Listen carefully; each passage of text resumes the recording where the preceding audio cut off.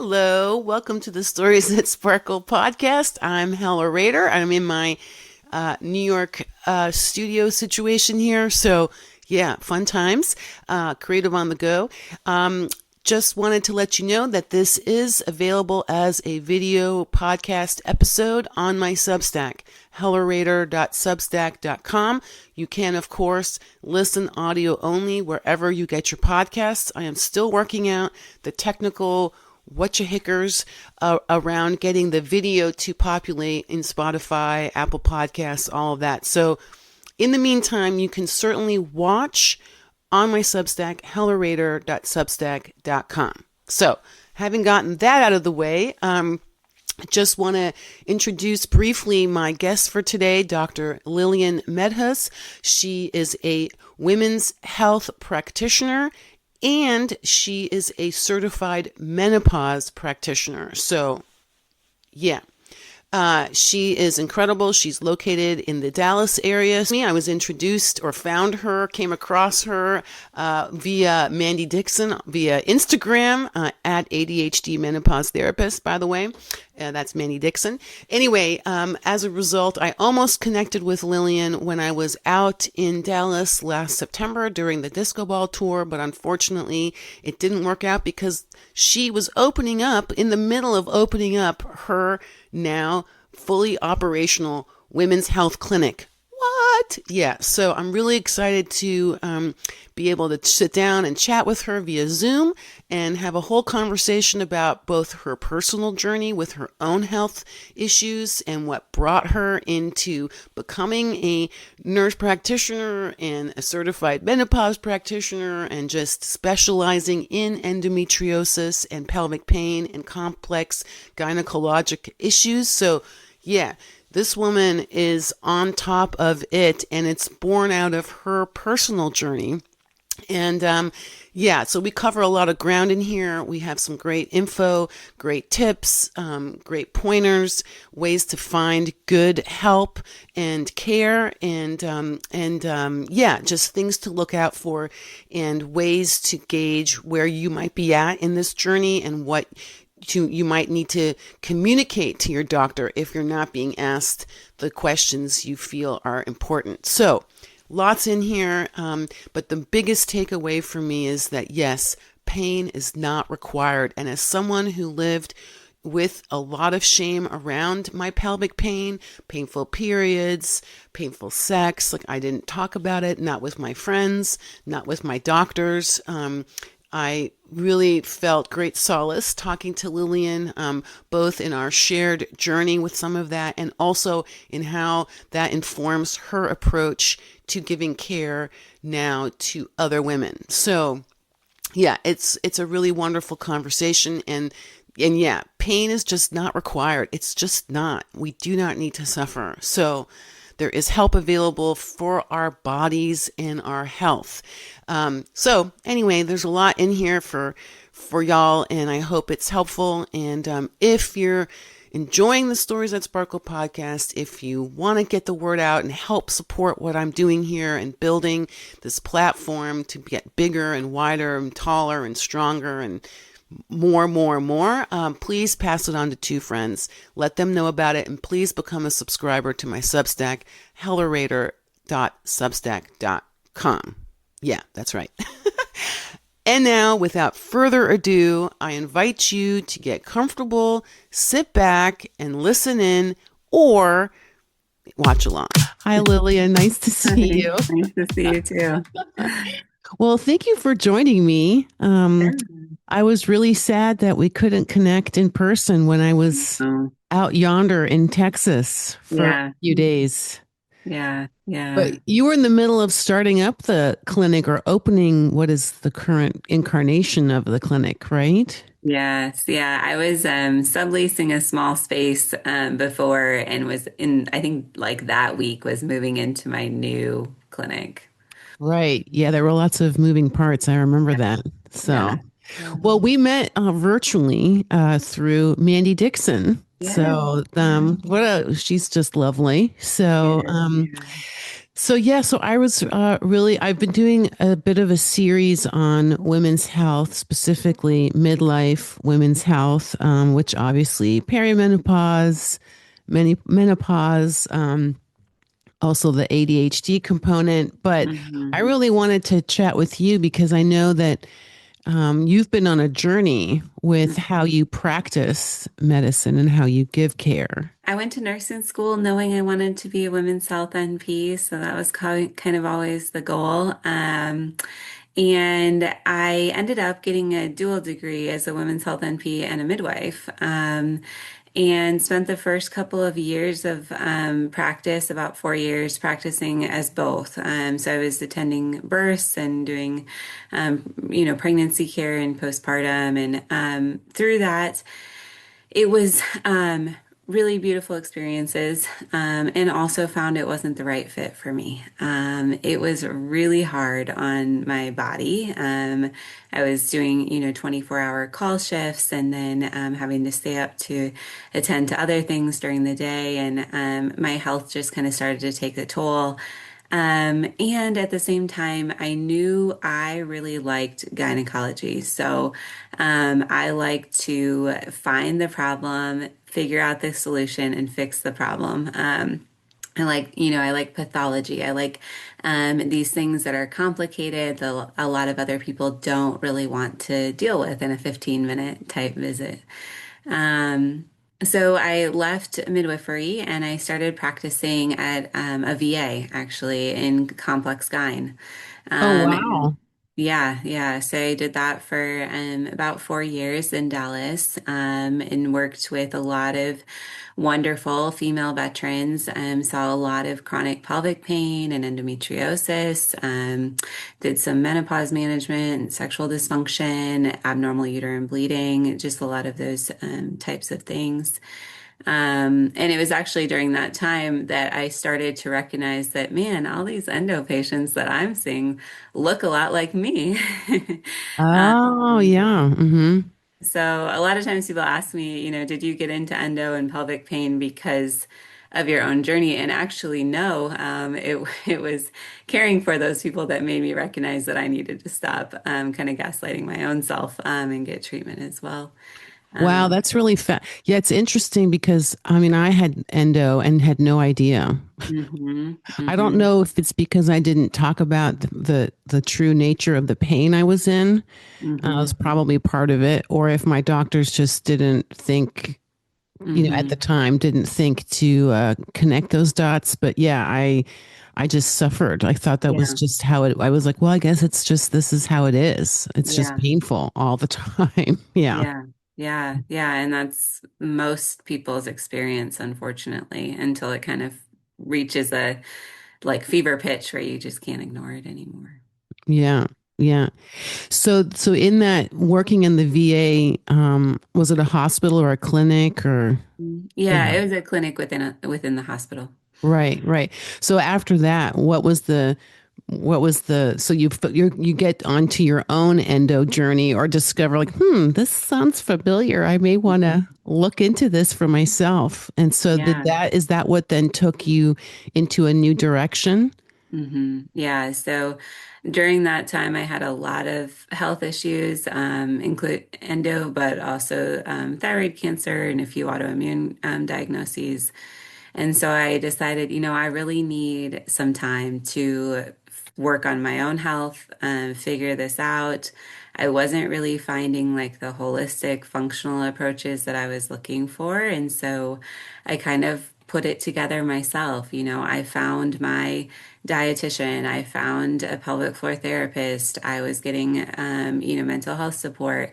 And through this journey of kind of healing myself and finding that I could feel good and not be in pain all the time, those providers that I was working with encouraged me, hey, you know how to do this. You should start a practice and do this for other people. Wow. So I'm hearing already like community has been a running theme in every conversation I've had, no matter what it's been about or what story is being shared. So every woman in some form or fashion has brought up community. So I'm already hearing right there this community of other doctors or practitioners who are encouraging you to take the leap of faith and go out there and do your own practice. Yeah, yeah, yeah, yeah. They were integral to it. I even where I used to have my small clinic when I was subleasing was one of those practitioners that I had worked with because they were just said they believed in me and they wanted to see this come to be. Right. Wow. Yeah, that's incredible. I've had my own versions of that over the last couple of years, starting over where, somebody was willing to say the thing, of encouragement or like, no, you can actually do that. And I'm like, what? I can? Yeah, And they're like, yeah. And I'm like, oh, well, if you believe in me, then I might be willing to believe in myself, start as a starting point until I yeah, can get there. Yeah. Yeah. yeah, yeah. Wow. So, once you started your own clinic, what was some of the challenges of getting that up and running? Yeah. I think the biggest challenge, like you were saying, is just believing that you can do something. Because we're taught how to, practice, as an NP, practice women's health, but not how to run a business. And so a lot of it is just kind of the stories in your head of like, I can't figure out the finances. I can't figure out this complicated thing. So just, being able to have people around me and be able to say to myself, no, you can figure out, complex things. You can figure this out too. Yeah, I've recently been running into my version has been a resistance to doing the admin stuff or like Yeah. like what to me feels hard in terms of submitting my work or Hmm. putting myself out there in that kind of way because then I could get rejected and Hmm. all of that. I'm like, yeah, well, if you don't, you're definitely getting a no. So you might as well try and see if you might get a yes. Yeah. But I have found that really hard recently to like that resistance in me to doing the boring stuff Yeah. that I Yeah. don't feel I'm as good at. I'm like, I'm not as good at that. I don't want to Yeah. do that stuff. Yeah. Yeah. Yeah. Yeah. So what has it been like since you opened the new space? What was that like? Was that exciting or? Yeah. Exciting, scary. I started the practice just over a year ago. Wasn't sure if we would get any patients, to be completely honest. I practicing in the VA was a completely different system, so I didn't have a lot of like community referrals and that kind of thing. But it's grown very quickly.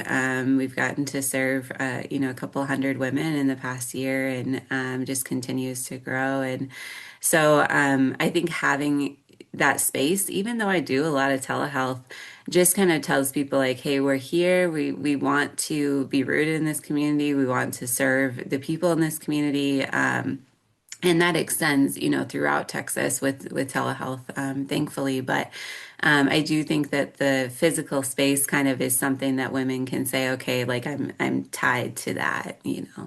Right, right. So it sounds again like you're building a form of community for them, even if it's just with you to like come to your space and spend time with you to hash out their medical issues. So, Yeah, yeah. yeah, yeah. So what's the one thing you see the most that you're just like, oh man, I can't believe we're still missing this or people aren't, like I don't know, like because I know that that's been a huge one, the medical gaslighting that I've experienced personally. And so, the things that are getting missed, specifically women's health. What's the biggest thing you think for you that you're seeing? Well, I think thank goodness for social media. I think perimenopause is not getting missed as much as it used to, because women are recognizing it, right? They're getting educated. But for me, I think it's the connections of like the current system has so many holes. And so if you're going to one person for your uterus and you're going to someone else for your heart and you're going to someone else for this, who's the person that's putting it all together.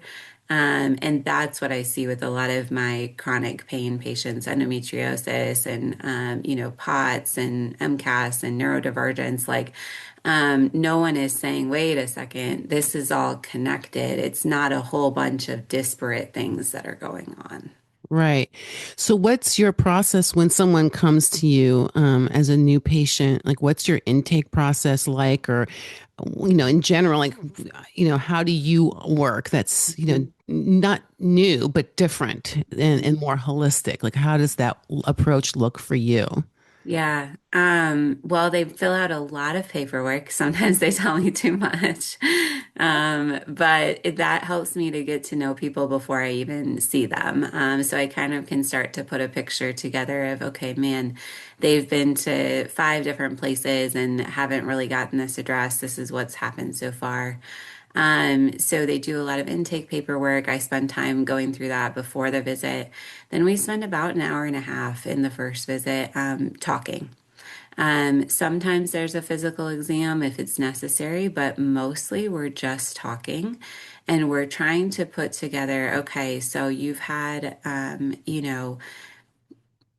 don't know, vaginal dryness for this many years, and you've had brain fog for this many years, and then, your periods have been painful since you were 12, and no one has really addressed that, and so we're trying to like put all of those pieces together. Then we get a big, extensive lab panel to look and say, okay, what else might be going on? Do we have nutrient deficiencies? Do we have gut health issues? Do we have insulin resistance? Are there other things that are driving the reason why you ended up in my office?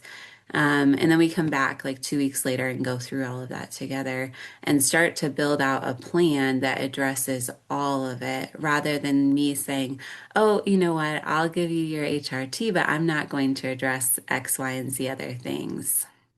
Right, right. Yeah, because I mean, you operate as a kind of like whatever they're calling concierge Hmm. type of medical clinic, right? Where it's like outside of the insurance system so that you can take more than 15 minutes, Hmm. which I know is an unfortunate side effect of the current the mainstream medical system in that regard of, they're on a clock. Yeah, So I yeah. love hearing that you can spend that kind of time Hmm. and give Hmm. that kind of time. Yeah, So, yeah, mhm. yeah.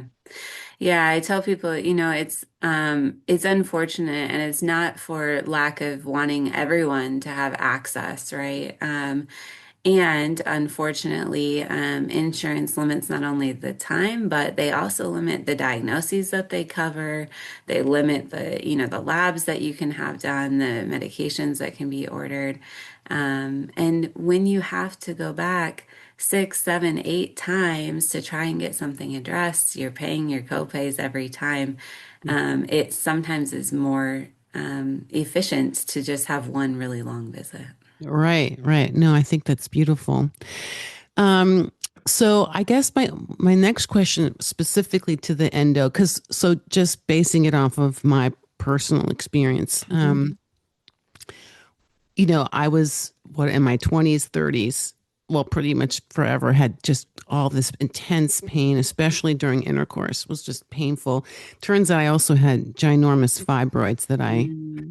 I mean, some of this was my lack of connection to my own self and my own body. So I didn't want to know, didn't ask questions, didn't talk about it. Um, but so that was the other component for me was I would go see my doctor regularly every year and get my exam and all the things, but I never once mentioned the pain I was in. So I don't even know what my question in there really is, but how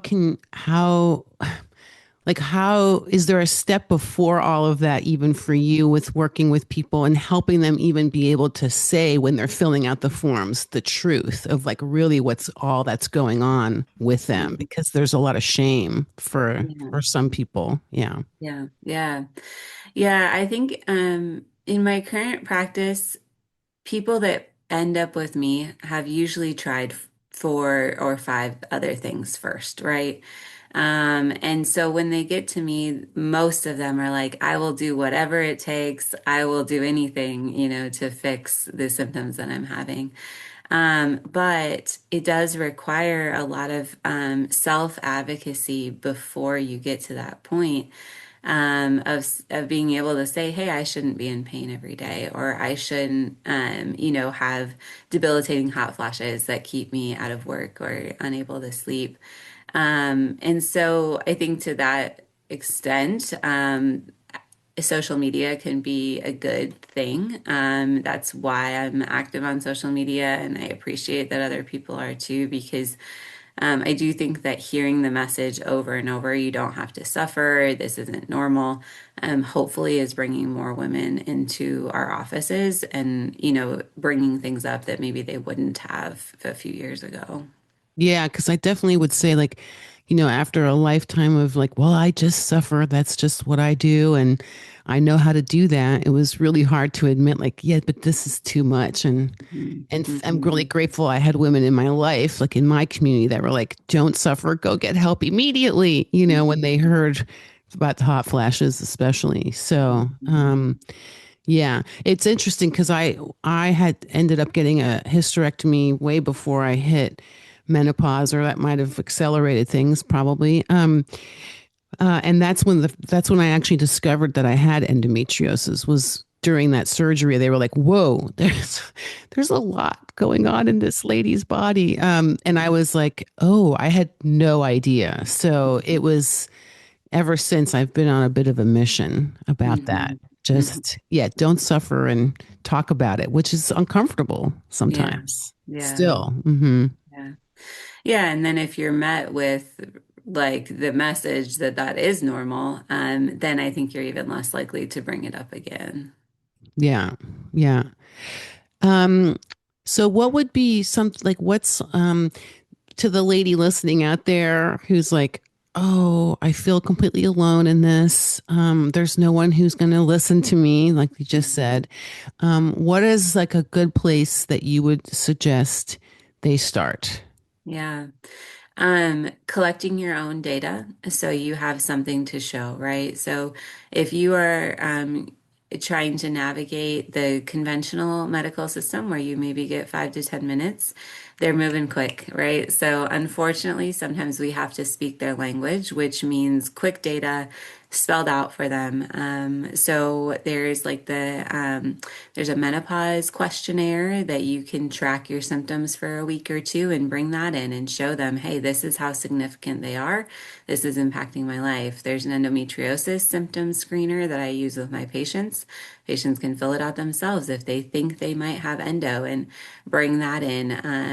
There's different symptom trackers. You can track how often you're having your symptoms and how they're affecting your life, your work. I find that unfortunately, a lot of times, like the red flag thing that you can say about symptoms is this is affecting my work or this is affecting my ability to do my daily tasks.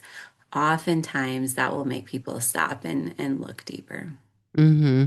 Right. So it has to get bad enough. I mean, I know that was that was true for me. I'm like, okay, I actually had a stomach that was sticking out. Then I'm like, that doesn't look right. So it took that to finally go to the doctor and be like, I think there's something wrong here. Mhm. Mhm. Um, so yeah. So in terms of menopause, perimenopause, like what are some uh before you have your official piece of paper, like what are some steps that you recommend for women to take, and then once they have that diagnosis, Mhm. just general, I mean, obviously each person's going to be different, Mhm. what they may need, but what are some high level suggestions you would have? Yeah. Know what your cycles are normally like. One of the first signs of perimenopause is very slight changes, like starting a day earlier or lasting a day longer. So have an idea of what your periods were like, especially in your 20s. Usually it's, by your mid 30s, things are usually starting to shift already. So have an idea of what's normal for you so you notice when things start to change. And then just kind of, being aware of how your body feels. Are you sleeping as well as you always have? Do you have the energy that you need to do the things that you need to do? Have you started to notice a little more urinary leaking? You leak when you cough, laugh, sneeze, or you feel like you have to run to the bathroom all the time, and you're feeling some, vaginal dryness that wasn't there before. A lot of times it's those kind of slight changes that cue you that, okay, this might be starting to come down the pike for me. Hmm. Okay, so I did not, somehow did not know that the leaky urinal, the whatever, is Mhm. part of it. I did not know that. I just Yeah. learned something new today. Thank you. I'm like, wait, what? That was a symptom? I mean, that's what I'm saying. It's just like I remember when the first time I heard that like a frozen shoulder or a locked Mhm. shoulder can also be a symptom of menopause. I was like, what? I Yeah. mean, what the hell's going? I mean, because I've had that. I mean, I know some of that's been emotional holding, but then I'm like, when it got just felt permanent, I'm like, oh, this is actually part of my menopause. I can't even believe it. Yeah, that Mhm. was shocking. So. Yeah. Yeah. Yeah. Yeah. My patients sometimes are like, no, don't tell me anymore when I start telling them symptoms to watch for. Like, no, I don't want to hear that. Please don't say that. Yeah. Yeah. No, it's both a relief I find to be like, oh, well, that explains this. And then the separately, like others a grief of like, oh, I guess that means now I'm that lady who's Hmm. in Hmm. that part of her life. So Yeah. Yeah. yeah, so I that's another, I guess, piece of this for me is, navigating the mental health component, not just the neurodivergence, which is also a big piece, but just also the emotional, like the grief that can come Mhm. up and with this kind of big change in life or any of these chronic health issues, really. I mean, there's a lot of powerlessness there. So, Yeah. Yeah. Yeah. Yeah, I find, and it's so intertwined, right? Because sex hormones are brain chemicals. And so, even trying to untwist, like, is this depressive episode because you're going through menopause emotionally, or is it because your hormone levels have declined and we need to replace the hormones before we can see clearly, what your emotional state is doing? So, it's very challenging for women to walk through that. yeah, I know. I'm just thinking back, like, again, like I think about my mom. Mm, Back in the whatevers 80s going through mm, menopause, clearly unsupported. Like mm, now looking back at the time, I was like, what's wrong with what's wrong with this lady? She's totally like gone sideways. And now I'm like, oh, that was probably menopause and there was no support and she wasn't talking about it at all. I mean, I yeah. could just feel that. Yeah. I mean, of course, she's not going to talk about it with me necessarily, but Mhm, I just remember going, what's wrong with what's going on here? Something ain't yeah. right. Hmm. Yeah. Yeah. Yeah. Yeah. And then, I think too, in this like wellness culture that we find ourselves in, there's kind of a um, belief that we can out wellness everything. And so a lot of people come to me and they're on 25 supplements and they've done all the elimination diets and they're, working harder than anyone should ever have to work. And it's still catching up to them, right? And sometimes it's we have to say, okay, we're going to set all of this aside and we're going to just kind of try to sit in it instead of trying to outrun the symptoms. Mm. Oh, that's interesting. So yeah, so do you find that that's, when you, because I mean, I was going to ask, like, there's but both the good about all this holistic overlapping with conventional medicine, and then other elements that would people would consider, out there, which actually some of it's really not. It's very scientific, I know that, but Mhm. is more considering the whole person, like you were talking about, like not just the mental or the hormonal, but the combination of those things, etc. But yeah, so when you like, so do you start by just saying like, okay, let's stop everything and start like, where is this baseline for you, Mhm. for the patient? Yeah, it depends on, how they come in, but a lot of times for the patients that come in having tried everything, we do have to say, okay, we just gotta, step back. Let's, put aside the supplements. Let's just try to see like where are you at? What's going on? Because all of those things, can be good in small amounts. And I think they also can drive anxiety when you are like, well, I'm doing all this and it's not getting better, and now I need to work harder and harder. Instead of being able to kind of like sit and say, okay, what's really going on, and what are the couple of things that I can tweak to see improvement? Hmm. Yeah, that's actually, it's funny you say that because when I when I first went to my doctor, when my mentor was like, go to the doctor and get something. I'm like, what is she even talking about? I remember, we did all the blood tests and because I hadn't had a period by that point in 4 years anyway, because of the hysterectomy, we didn't really have that to go on, but so we did a couple of rounds of testing, and he was like, listen, because I'm like, can I take like black cohosh or whatever? And he's like, listen, lady, for you, there's no amount of black cohosh that will touch this thing. Like you're gonna have night sweats no matter what if you take all the black cohosh in the world. And I was like, all right, because I too felt this like pressure to do this naturally, whatever that means, and not. And I had real resistance to HRT because of all the stories around HRT. So I had to do some my own research into it. But yeah. So do you find that that's also a component? The HRT had been given such a bad name, and Yeah. yeah, yeah. Yeah, for sure. Yeah. I think it's again, like the tide is shifting a bit with all of the education and stuff, but it's still probably 50-50. Even the patients that end up with me who, they've done their research, they found me of being afraid of using hormone replacement versus the other half are like, no, start me on it today. I'm not leaving your office without some estrogen. Right. Immediately, yeah. Yeah.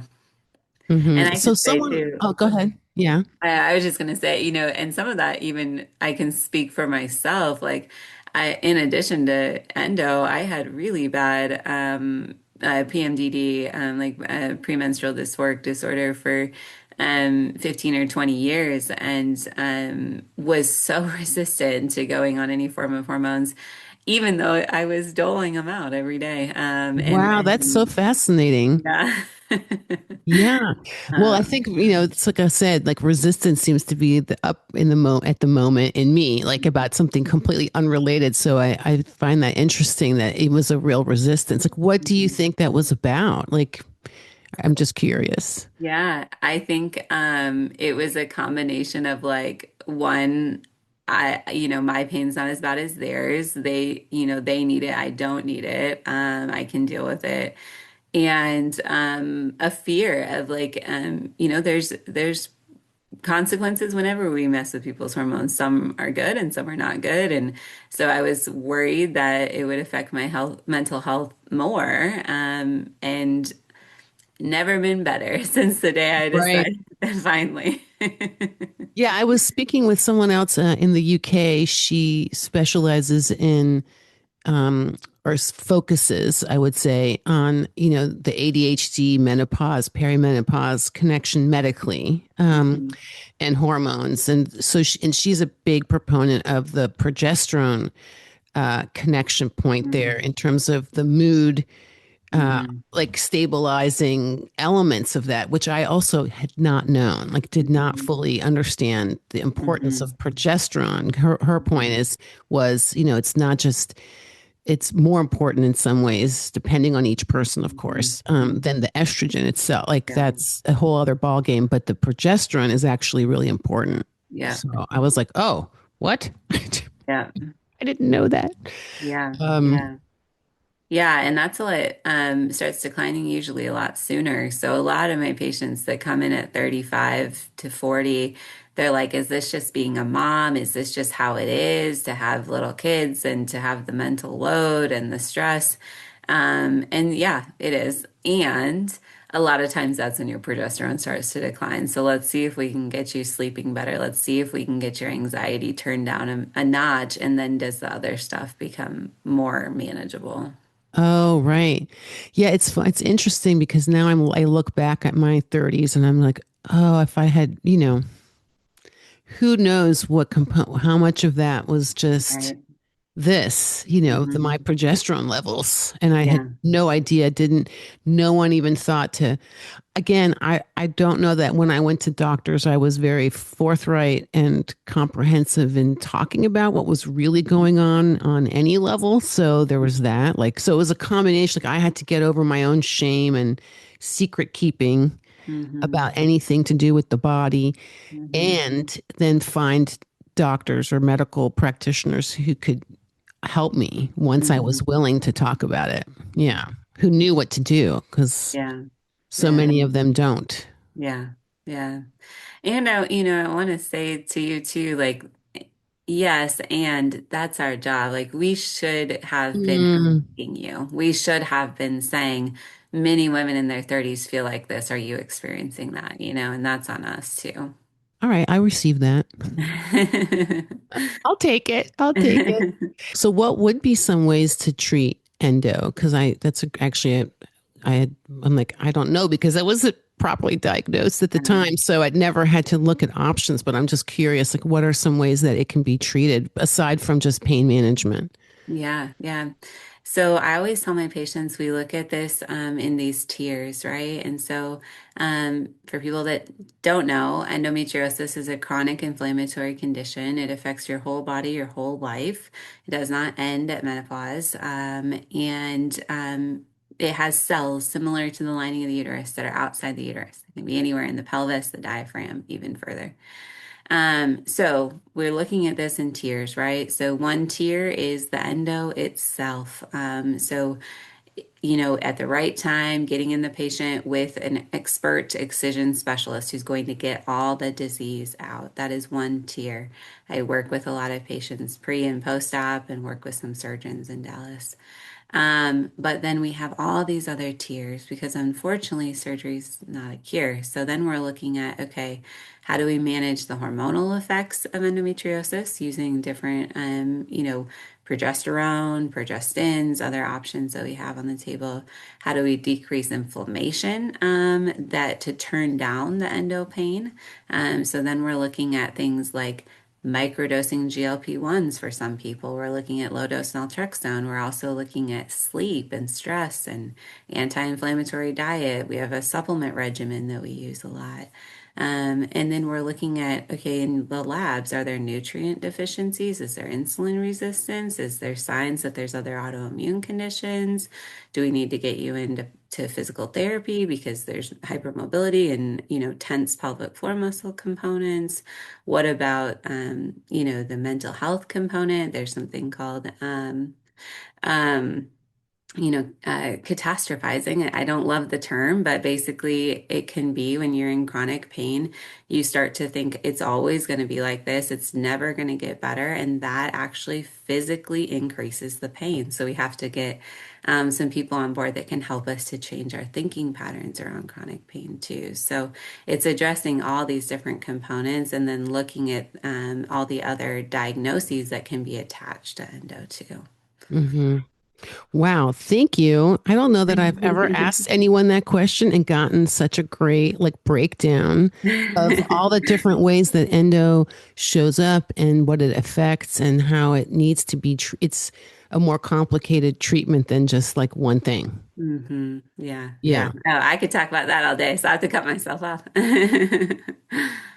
No, I think it's great. I mean, I think it's still to me, one of as much as people are talking about menopause a lot more, I still find that endo is not something because it's somehow, I don't Yeah. know, even more taboo. I don't know why, but it just seems to me that way, at least from what I can tell. Like, I think it's starting to happen. I'm noticing it's starting to happen where it's being Yeah. talked about more out there in the world, but it's still, I think, behind, at least from my perception, Mm-hmm. behind where menopause even is. Yeah. So, yeah. Yeah, for sure. Yeah. Hmm. Yeah. And I think it's because it goes undiagnosed so long, it's just really misunderstood by the general medical community.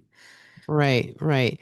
Yeah, and I just think there's this, for me, like again, personally, it was this connection between the shame of like, well, if sex is painful, there's something wrong with me. Yeah. Like I'm just broken. Like I can't be, I'm unfixable. So Hmm. I'm just going to suffer this way. And actually, that just makes it worse, obviously, and makes it even more difficult to have, pleasure. It's Hmm. just impossible at that point. It's like Hmm. now it's like, no, thank you. I'd Yeah. rather Yeah. not. Yeah. Yeah. Yeah. Yeah. Yeah. I've seen it for myself that endo affects work, it affects relationships. And I think that is all another grief that a lot of women don't talk about. Mm-hmm. Right. Right. Yeah. I'm really like, this has brought up a lot of the grief component and the losses of Mm. different things that, um, go also unattended and can really fester and manifest physically, of course, Mhm. and add to the pile. So yeah, well, Yeah, yeah.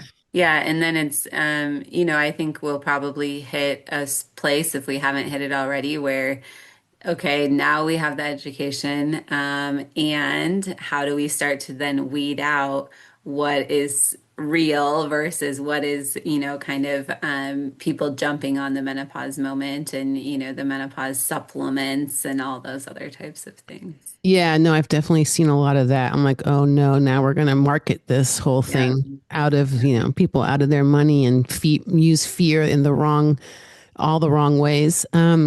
So what would your suggestion be to someone out there who's getting all these random things popping up in their feeds? Like is there a place or places you would recommend? I mean, obviously there's your feed, your Instagram, which I'll put in the show notes, but what are some places you would suggest people go to like get good information? Yeah. I find that the International Society for the Study of Women's Sexual Health, ISWISH, is at the forefront of these kind of conversations. It's an organization made up of MDs, NPs, physical therapists, sex therapists, mental health providers. So it's interdisciplinary. And they're having a lot of the conversations 5 to 10 years before anybody else catches up with it. So they're a great organization to watch. They have a list of providers who are members. That's a good sign. If someone is spending their own money to be a member of this organization, they're probably going to be more able to support you and more willing to get creative with solutions. Right. Great. Well, that's great. I don't think I've ever heard of that. So, Mhm. like, I've heard of Menopause Society, Mhm. but I Mhm. had not heard of that one. So that's really great. Thank you. Yeah, I'm gonna check that out. you should. Like, oh, I need to go see what's happening over there. Um, so what would be some suggestions you have? Because so you practice in Texas. You're in the larger Dallas metro area, Mhm. right? Mhm. So Yeah. you see women there in person, and then you said you do telehealth throughout Texas. Any other states that people may be in that they could do telehealth with you? Yeah, yeah, we have a wait list open to start seeing people in Oklahoma, Kansas, and Minnesota, and that Mhm. may expand in the future. But yeah, if I'm not available, there are great clinicians. I'm connected to many of them throughout the US. And I think that's something that people need to hear too. Like, Yeah, there's a lot that's not good about the system. There are unfortunately many clinicians who don't listen, and there's a growing wave of people who do want to. Right. So, in terms of where you are now with your practice, and what's the next evolution of that for you, or is it sort of just like continue? I mean, like you said, you're very active on social media, which is fantastic. I always love seeing your stuff there. But what do you feel like is the next place you want to take your practice? Yeah. So the vision, the dream in the next 5 years is to grow the team. We have more patients than we know what to do with right now, which is beautiful. But we I need support, so adding some wonderful clinicians to the team. And for me, really digging in and exploring how to support people with endo and these other related conditions that I was talking about, the mast cell, the neurodivergence, the hypermobility, especially as they walk through perimenopause. Because even if endo is recognized and diagnosed, which usually it is not, but say it is, many times those patients are then told that they cannot receive hormone therapy. And so then they suffer even more as they go through perimenopause and menopause. So for me personally, I have a lot of passion projects in the works, trying to educate more practitioners about how to treat endo, and hopefully even get into some research on how we can start to um, make good endo care more accessible in the mainstream system too. Well, that's why I'm really grateful that you do the work that you do the way that you do it, and that you're just very online about it. And how do you navigate that, like being online, on social media, making content there, in the middle of? I mean, I know it's hard for me, and this is my main thing that I do. So I'm just curious, like, how do you balance that? Yeah. You know. Yeah.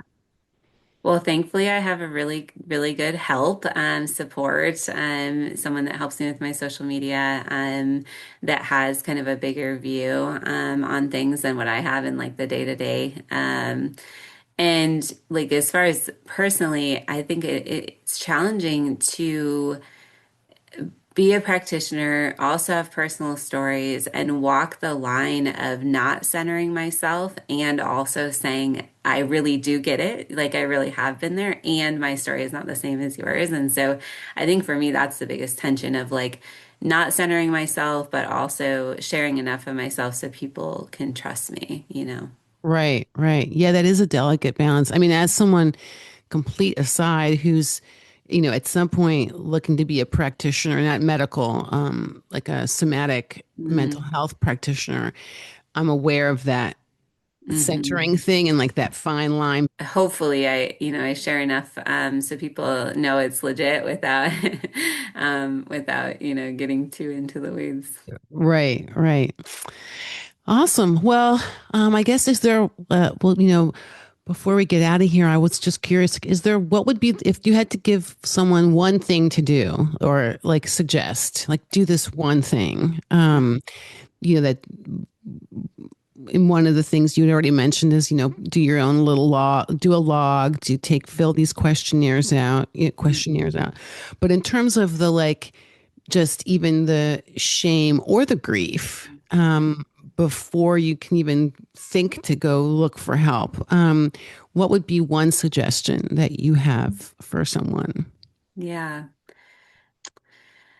I think hopefully people have at least one friend in their life. I know that's not the reality for everyone, but for me, and like kind of like you said, it wasn't until one of my friends saw how much pain I was in that I got help. And so I think letting yourself be seen by someone, outside that can say, hey, that's not normal. I don't experience that. And whatever the symptom is that you're concerned with, so that someone else can validate your experience. Right. Oh, that's great. Thank you. Yeah. No, I think that's so. And equally, I guess I would add to that, for all of us to pay attention to each other, right? And like Yeah. notice, like, hey, that doesn't seem okay. And it's okay for me to say, or at least ask, hey, what's happening here? Yeah. So letting myself be seen, and then also being willing to risk asking a question of someone else that I might see something in. Yeah. Yeah. Yeah. Yeah. Well, thank you, Lillian. It's been really wonderful being able to chat with you. Yes, And it's been great.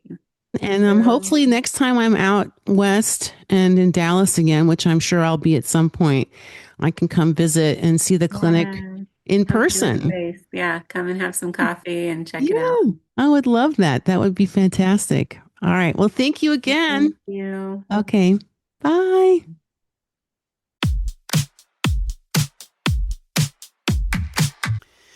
Thank you for listening to The Stories That Sparkle, a space I created for women to share in their own voices the intricacies of their stories, and also increasingly a space for topics around women's health, mental health, women founders, so all kinds of different versions of what story means. So this space is big enough, I believe, to hold all of the above and then some, things I don't even know yet. So I'm really excited to keep building this space. Thank you to Lillian. Thank you for joining me. And yeah, wow, what an incredible conversation that was. It was really enlightening to me, even things I didn't know. And I was like, I thought I knew a lot about menopause and menopause symptoms, but who knew? There's always more, it turns out. So yeah, really grateful to have this conversation about endometriosis, pelvic pain, and just the shame and grief that surrounds all of those different health issues. So really grateful to her for joining me. Thank you, thank you, thank you. If you would like to support the work I'm doing, help me get the word out, please. I want to keep building this platform bigger, wider, taller, and create more space for more women and more voices and more stories of all kinds and topics and issues and things, just things, all the things. So please do me a favor and pass it on to 2 friends. Become a subscriber at hellarader.substack.com.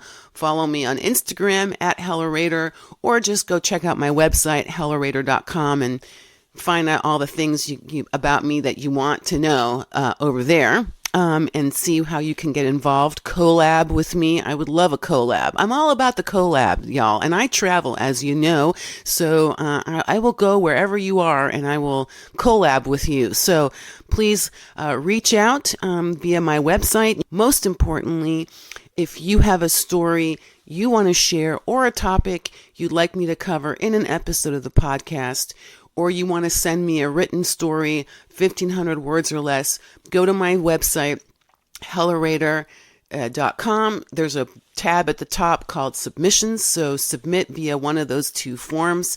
And let's get these stories out there, because together we bring light into dark places.